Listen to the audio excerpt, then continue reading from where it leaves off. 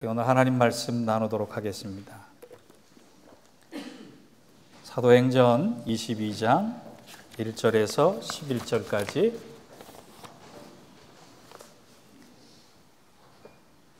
받들어서 교독하겠습니다. 부형들아, 내가 지금 여러분 앞에서 변명하는 말을 들으라. 이분이 말로 말함을 듣고 더욱 조용한지라. 이어 이르되, 나는 유대인으로 길리기아 다소에서 났고 이성에서 자라 가말리아의 문화에서 우리 조상들의 율법에 엄한 교훈을 받았고 오늘 너희 모든 사람처럼 하나님께 대하여 열심히 있는 자라. 박해하여 사람을 죽이기까지 하고 남녀를 결박하여 옥에 넘겼노니 이에 대제사장들과 모든 장로들이 내 증인이라. 또 내가 그들에게서 다메섹 형제에게 가는 공문을 받아가지고 거기 있는 자들도 결박하여 예루살렘으로 끌어다가 형벌을 받게 하려고 가더니 가는 중 다메섹에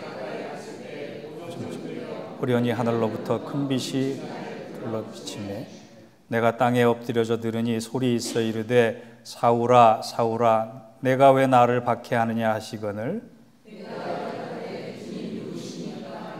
이르시되, 나는 내가 박해하는 나사렛 예수라 하시더라. 나와 함께 있는 사람들이 빛은 보면서도 나에게 말씀하는 이의 소리는 듣지 못하더라. 내가 이르되, 주님 무엇을? 주께서 이르시되, 일어나 다메섹으로 들어가라. 내가 해야 할 모든 것을 거기서 누가 이루리라 하시니. 함께 읽겠습니다. 나는 그 빛의 광패로 말미암아 볼 수 없게 되었고 나와 함께 있는 사람들의 손에 끌려 다메섹에 들어갔노라. 아멘. 이는 하나님 말씀입니다. 자리에 앉으시기 바랍니다. 여러분, 이력서라고 하는 거 아시죠? 레주메라고 하기도 합니다. 이력서는 자기를 소개하는 양식입니다. 어떤 회사에든지 취직을 하려면 이력서를 먼저 제출해야 합니다. 이력서 안에는 꼭 들어가야 할 사항이 있는데 그것은 본인의 사진, 인적 사항, 가족 사항, 그리고 학력과 경력입니다.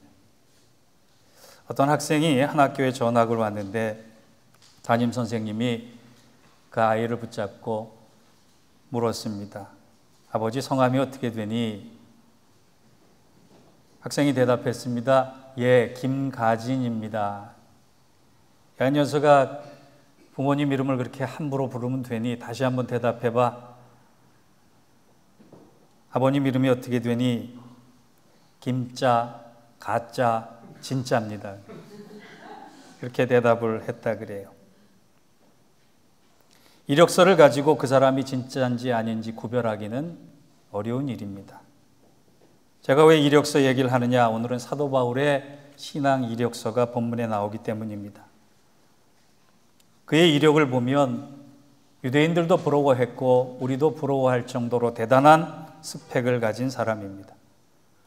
사도 바울 전에도 없었고 사도 바울 후에도 없을 만큼의 대단한 이력을 가진 사람입니다. 예를 들면 이런 것입니다. 그는 건국 유공자입니다. 당시 유대 사회에서 귀족 지파가 있었는데 그 중에 한 지파가 베냐민 지파입니다.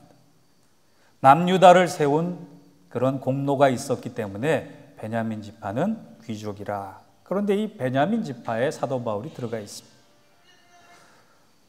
그런가 하면 포로기를 거치고 혼란기를 거치면서 이스라엘 혈통들이 많이 다른 민족들과 혼혈됐는데 정조를 지킨 부모님들이 다 순수 혈통임을 자랑하는, 미국으로 따지면 주류 백인이다 이렇게 얘기할 수 있습니다. 사회적으로는 막강한 영향력을 가진 보수적인 바리새파 출신입니다. 보수 집권 여당쯤 된다고 생각하시면 됩니다. 이방인으로 로마 시민권을 가지기가 그렇게 쉽지 않은데 성경에는 기록되어 있지 않지만 사도 바울은 분명히 로마의 시민권자라 이렇게 기록되어 있습니다. 그런가 하면 그는 유대 사회에서 인정하는 가말리아의 수하에서 공부한 신진학자입니다. 지금으로 따지면 최고 학교의 교수급 정도 됩니다. 정치적으로는 산헤드린 공회의 정회원입니다. 지금으로 따지면 상원 의원쯤 되는 겁니다. 거기에다가 그는 권력을 가졌습니다. 기독교인들을 박멸해도 좋다라고 하는 특별한 허가증, 체포해도 좋다라고 하는 권력, 힘, 그리고 살인해도 좋다는 007 같은 면허를 가진 사람입니다.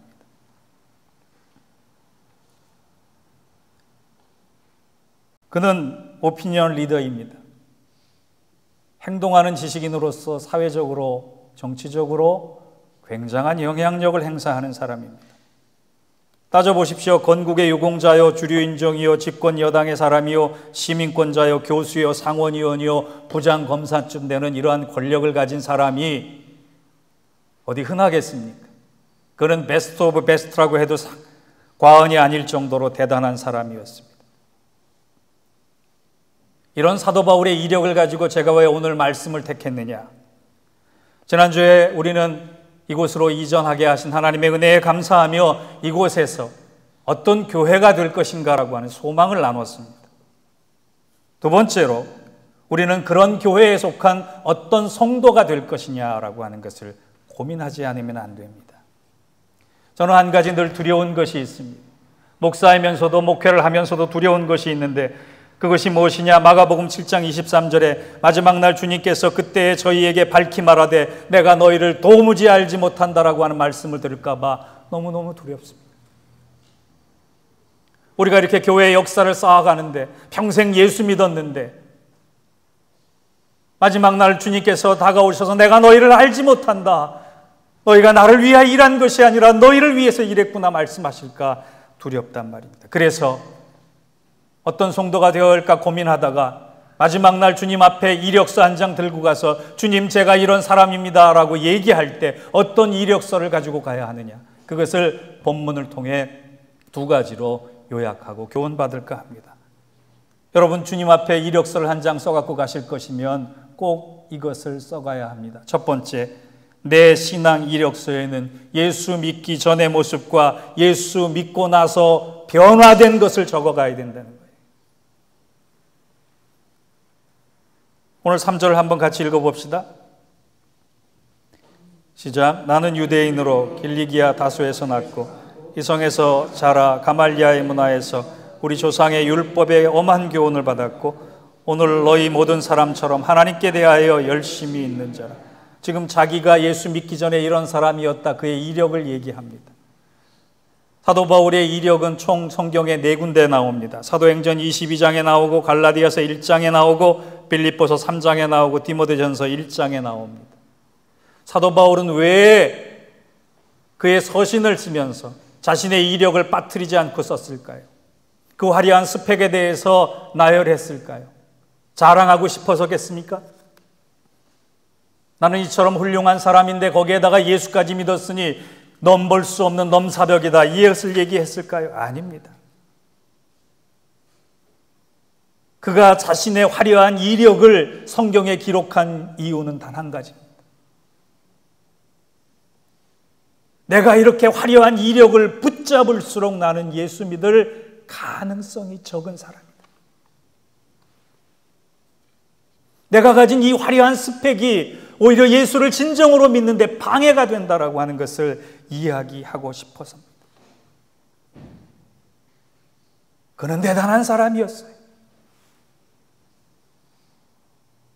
그런데 그가 예수님을 만나서 변한 고백이, 그 화려한 스펙이 얼마나 쓸모없는 것인가를 고백합니다.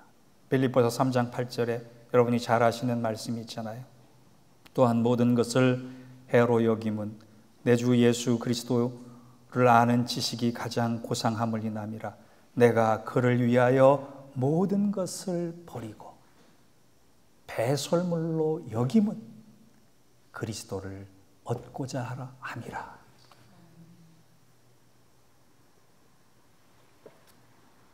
그는 탁월한 사람이었어요. 예수 믿기 전에도 탁월한 사람이었지만 예수 믿고 나서도 탁월한 사람이었어요. 사도 바울 당대에 12명의 사도들이 있었습니다. 예수님께서부터 친히 명령을 받았던 70인의 전도 특공대도 있었습니다. 120명의 다락방의 성도들, 불같이 성령을 경험한 사람도 있었습니다. 그런데 사도 바울은 뒤늦게 합류한 사람인데 누구보다도 귀한 사역을 감당했습니다. 가장 많은 곳을 다녔으며 가장 많은 사람에게 복음을 전했으며 가장 많은 교회를 세웠고 가장 많은 성경을 기록했습니다. 기독교 교리의 기초를 놓았고 아시아와 유럽을 일깨웠던 장본인입니다. 그런가 하면 그는 병자를 고치는 사람이었어요. 능력의 사람이었습니다. 손을 얹으면 귀신이 떠나가고 질병을 낫도록 하는 사람이었습니다. 오직하면 그의 손수건이 갔을 때에도 그 손수건으로 인해 사람들에게 치료를 했을까요? 그는 성령의 사람이었습니다. 유두고라고 하는 사람이 떨어졌을 때 살렸던 사람. 독사에 물렸는데도 죽지 않았던 사람입니다. 감히 우리가 생각하기에 범접할 수 없던 사람입니다. 그래서 사람들은 그를 신으로까지 숭배하려고 했습니다. 그런데 그런 모든 것을 그는 배설물로 여겼다. 왜? 그리스도를 얻기 위해서. 그는 예수 믿기 전과 예수 믿고 난 후가 너무나 달랐던 사람이에요. 나는 도저히 예수 믿을 수 없는 사람이다. 본질적으로 나는 예수를 원수로 생각했던 사람이다. 예수 믿는 사람을 죽이려고 했던 사람이다. 하나님을 대적했던 사람인데 주님은 나에게 다가오실 때 마땅히 벌로, 심판으로, 진노로 다가오실 수 있는데 그런데 사랑으로 다가오셨다.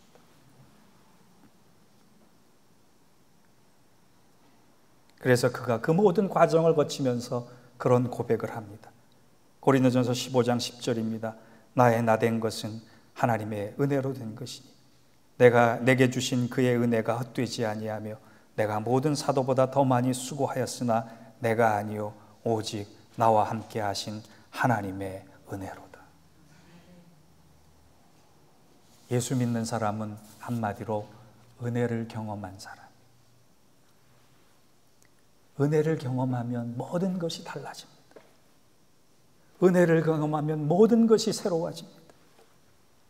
은혜를 경험하면 모든 것, 내가 붙잡고 있던 모든 것을 버리고 은혜를 주는 은혜의 원천은 예수 그리스도를 얻게 됩니다. 여러분, 여러분의 신앙을 잘 생각해 보세요. 그리고 우리 교회 예수를 붙잡기 위해서 버려야 할 것은 무엇인가? 과감히 버릴 수 있는 사람 되기 바랍니다. 그런 교회 될 수 있기 바랍니다. 나쁜 것은 버리십시오. 짜증도 버리십시오. 불평도 버리십시오. 염려도 버리고 절망도 버리십시오. 우리보다 대단한 사도 바울도 그 대단한 것들을 배설물로 여겼습니다. 여러분, 나쁜 것만 버릴 것이 아닙니다. 은혜 받은 사람은 좋은 것도 버립니다. 어떤 좋은 것? 내가 예수님보다 좋아할 수 있는 것도 버리는 사람입니다. 여러분, 은혜로 살고 싶은 사람이 되기를 원하세요? 내 의로 살고 싶은 사람이 되기를 원하세요? 우리 굉장히 어려운 문제인데 이거 잘 해야 합니다. 많은 목회자들도 그렇고 많은 그리스도인들도 은혜로 사는 것 같지만 그 이면에는 본질 안에는 내 의로 살아갈 때가 얼마나 많은지 몰라요. 예를 들어서 제가 오늘 설교했어요. 설교했는데 여러분 반응이 신통치 않다고 생각합시다. 아니 무슨 권사가, 무슨 장로가, 무슨 안수집사가 반응이 저래. 제가 섭섭하기 시작했어요. 서운하기 시작했어요. 불평이 나오기 시작했어요. 감사가 나오지 않게 됐어요. 그러면 그게 뭐예요? 은혜로 감당한 것이 아니라 내 의로 감당한 거예요. 하나님이 나에게 맡겨주신 자녀, 하나님이 나에게 맡겨주신 교회, 하나님이 나에게 맡겨주신 가정이 있는데 그것이 내가 봉사하면, 헌신하면, 내가 충성하면 뭔가 보상이 와야 되는데 자꾸 섭섭함만 와요. 그것은 뭘로 하는 거예요? 내 의로 하는 거예요. 내 의로 하면 절대로 변하지 않습니다. 내 의로 하면 절대로 열매가 없습니다. 은혜로 말미암아 감당해야지 열매가 있고 은혜로 말미암아 감당해야지 변화가 있습니다. 여러분, 그런데 제가 버리라고 말씀드렸는데 버리면 모든 것이 비워지는지 아십니까? 아닙니다. 좋은 것도 버리고 나쁜 것도 버리는 그 자리에 주님이 채워집니다. 주님의 평화가 채워집니다. 주님의 능력이 채워집니다. 주님의 사랑이 채워집니다. 주님의 부요가 채워집니다. 이것이 거듭남이래요. 거듭남은 신비한 일입니다. 거듭남은 능력의 일입니다. 교회의 능력, 그리스도의 능력은 다른 데 있는 것이 아니라 이렇게 버린 것을 통해 예수로 채워지는 것들이 가득한 사람들을 통해 이루어지는 것입니다. 사랑하는 성도 여러분, 이제 우리 이곳에서 지난 모든 것들을 버릴지라도 예수로 채워지는 그 놀라운 변화와 거듭남의 비밀이 도여해지기를 주의 이름으로 축원합니다. 제가 우리 교회 사역자들 청빙할 때 다 이력서를 받습니다. 여러분들은 이력서 내실 때 학력과 경력을 쓰시지요. 목회자들은 거기에 하나를 더 써야 합니다. 그게 뭐냐? 신력이라고 합니다. 신앙의 경력이. 신앙의 경력은 다른 것이 아니라 거듭난 사람이 쓸 수 있는 표시. 이력이라고 하는 것은 한자로 밟을 이자, 바닥역자입니다. 내 발바닥으로 밟고 다니는 것이에요. 그래서 출애굽기 3장에 보면 하나님이 모세를 만나 주실 때 뭐라고 말씀하시느냐? 내 발에 신을 버려라. 그 말이 무슨 뜻인지 아세요? 너가 땅으로 밟았던 모든 이력을 버리고 이제부터 하늘의 이력을 써라. 하늘의 이력서를 써라. 내가 그것만 받겠다라고 하는 거예요. 사랑하는 성도 여러분, 천국은 땅의 이력서로 가는 것이 아니라 하늘의 이력서로 가는 곳입니다. 우리 모두 이 거듭남의 비밀을 통해 예수로 채워지는 이 부요함의 놀라운 신비에 천국에 갔을 때 주님 앞에 마땅히 내밀 이력서에 예수로 변한 모습, 예수를 통해 새로워진 모습으로 담대하게 주님 제가 왔습니다 말할 수 있는 여러분 되시기를 주의 이름으로 축원합니다. 두 번째 우리 신앙 이력서에 들어갈 것은 그의 소명과 응답이 있어야 한다는 겁니다. 우리 10절을 읽어볼까요? 시작. 내가 이르되 주님을 무엇을 하리? 주께서 이르시되 일어나 다메섹으로 들어가라. 내가 해야 할 모든 것을 거기서 누가 이르리라 하시거늘. 사도 바울이 주님을 만난 다음에 제일 먼저 질문한 게 뭔지 아세요? 주님 이르되 내가 이르되 주님 무엇을 하리? 우리 대부분은 주님 앞에 나올 때 무슨 얘기야? 주님 내게 어째 이러십니까? 주님 왜 내게만 이러십니까? 왜 나에게만 이런 고통을 당하게 하십니까? 왜 나만 이렇게 슬퍼야 합니까? 왜 나는 이렇게 넘어설 수 없는 큰 장벽 앞에, 폭풍 앞에, 고난 앞에 있어야 합니까? 그것은 좋은 질문이 아니에요. 주님의 부르심을 받은 사람은 마땅히 해야 할 질문이 있습니다. 주님, 이 일을 통해 제가 무엇을 해야 합니까? 주님이 고난을 통해 주님 이루시고자 하는 것이 무엇입니까? 그것을 물어야 해요. 이집트 선교를 하는 김신숙 선교사님이라는 분이 계세요. 그분은 어려서부터 천재 소리를 들었던 아주 탁월한 분이었습니다. 더불어 남편도 유능하고 아주 뛰어난 사람이었는데 부부가 세 자녀를 데리고 선교에 헌신하기 시작했어요. 여러분, 그 뛰어난 재능을 가지고 하나님 앞에 헌신했으면 뭔가 열매가 빨리 와야 되는 거 아닙니까? 그 정도 은사와 재능을 가진 사람들이 하나님 앞에 충성하면 뭔가 길이 활짝 열려야 되는 거 아닙니까? 그런데 이집트에 헌신한 그 선교사님 남편 목사님이 선교를 하다가 피살을 당했어요.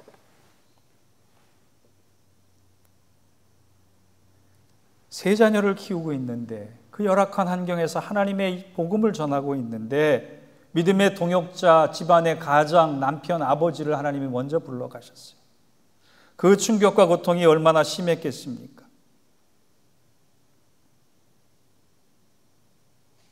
우리라면 그런 상황에 어떤 결단을 하시겠어요? 김신숙 선교사님이 그 슬픔 중에 내린 결정이 있습니다. 나의 남편이 못 이룬 것, 내가 남아서 이루겠다.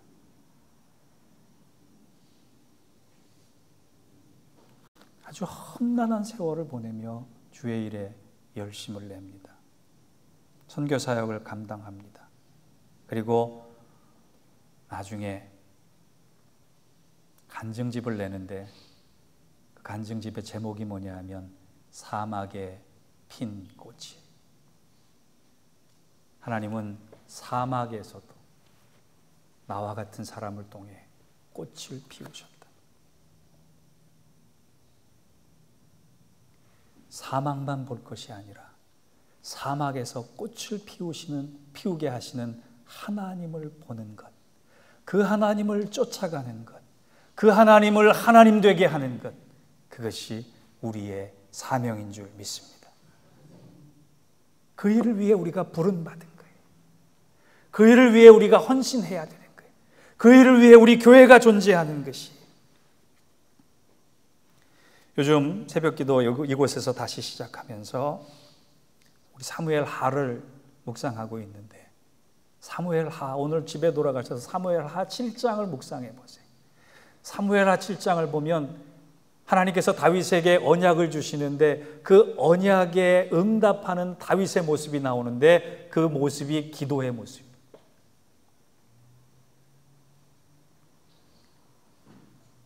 그런데요, 다윗의 기도를 저는 100점짜리 기도라고 얘기하고 싶어요.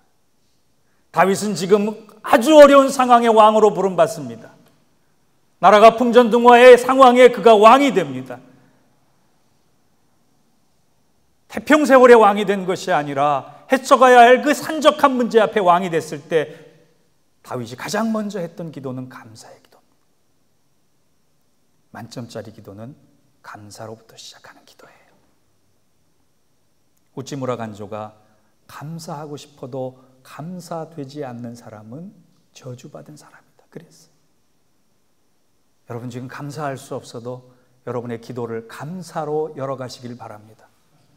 두 번째, 다윗은 하나님의 언약을 붙잡고 기도합니다.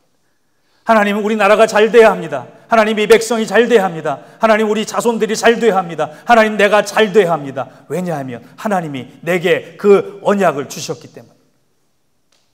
여러분, 나의 만족을 위해서 기복하는 것, 복을 구하는 것은 나쁜 것이에요. 그런데 하나님의 언약이 내 안에 이루어지길 위해서 기도하는 것은 굉장히 중요한 것입니다. 하나님의 약속 가운데 이루어진 것이 아닌 것은 다 우리에게 축복이 되지 않습니다. 저는 말씀을 준비하면서 하나님 우리 교회에 약속하지 않으셨습니까? 우리 성도들에게 약속하지 않으셨습니까? 제게 사명을 주신 이유는 내가 절망하지 않고 주의 일에 충성하도록 만들어주신다는 약속을 해주셨기 때문이 아닙니까? 그때 하나님께서 제게 이 말씀을 주셨습니다. 요한복음 8장 29절이에요. 나를 보내신 이가 나와 함께 계시도다. 나는 항상 그가 기뻐하는 일을 행함으로 나를 혼자 두지 아니하셨느니라. 우리가 하나님 앞에 응답할 때, 하나님 앞에 그 소명의 헌신을 다짐할 때 하나님은 결코 우리를 홀로 버려두지 않으십니다.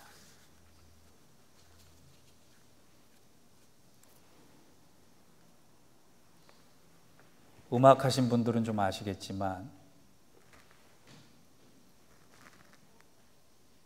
쾌헬 번호라고 하는 것이 있습니다. 볼프강 아마데우스 모차르트가 작곡한 모든 작품의 연대순으로 번호를 붙인 거예요.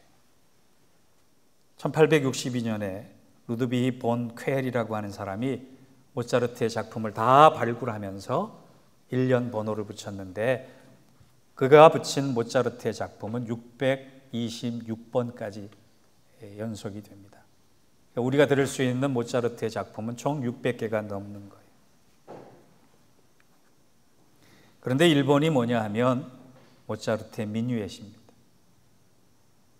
모차르트의 미뉴엣이 모차르트가 몇 살에 작곡한 곡인 줄 아세요? 5살 때 작곡한 거예요. 우리가 듣고 감동받는 그 미뉴엣이라고 하는 곡이 모차르트가 5살에 작곡한 곡이 천부적인 재능이 있습니다. 천재성이 있습니다. 제가 왜 이 말씀을 드리느냐? 교회는 그런 천부적인 사람, 교회는 그런 천재성을 가진 사람들이 필요한 것이 아닙니다. 교회는 하나님의 부르심에 응답하는 사람이 필요합니다. 천국에 갈 때 우리는 2가지를 가지고 갈 것입니다. 하나는 내가 가진 성품이요, 또 하나는 삶의 이력서입니다. 그것을 가지고 심판받을 거예요. 그것을 가지고 보상받을 거예요. 감사한 것은 우리 교회나 여러분이나 이력서 쓰는 작업이 끝나지 않았다는 겁니다. 우리의 신앙 이력서는 지금도 작성되고 있습니다.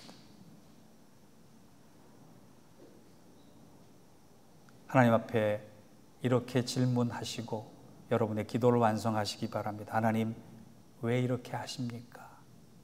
그것이 아니라 하나님, 이 일을 통해 무엇을 이루기 원하십니까? 우리 교회가 이제 10년의 세월을 지나고 이곳에서 새로운 일들을 시작할 때 이렇게 질문하고 시작합시다. 하나님, 10년 동안 훈련받은 이 일을 통해 무엇을 이루어 가시길 원하십니까? 하나님, 내가 처한 이 고난 속에 무엇을 이루어 가길 원하십니까? 내가 무엇을 하리이까?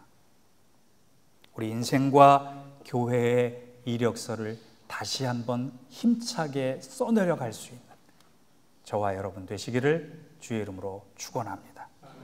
기도하시겠습니다. 하나님 아버지, 사도 바울처럼 대단한 사람이 아닙니다. 모차르트처럼 천재성이 있는 사람들이 아닙니다. 그럼에도 불구하고 우리를 불러주시고 우리를 세우신 뜻은 우리의 삶을 통하여 하나님 앞에 이루어갈 것이 있음을 알고 불러주신 것을 믿습니다. 예수 믿고 나서 변화된 우리의 삶과 하나님 앞에 무엇을 이루어 가시고자 원하십니까? 묻는 기도를 가지고 우리 교회와 우리 성도들이 새로운 삶의 이력서를 써서 마지막 날 주 앞에 당당히 주님, 내게 맡겨진 모든 일을 잘 마쳤습니다. 선한 싸움을 싸웠습니다. 믿음을 지켰습니다. 고백하며 나아가는 우리 모두가 되게 하시고 우리의 역사 되게 하여 주옵소서. 예수님의 이름으로 기도하옵나이다. 아멘.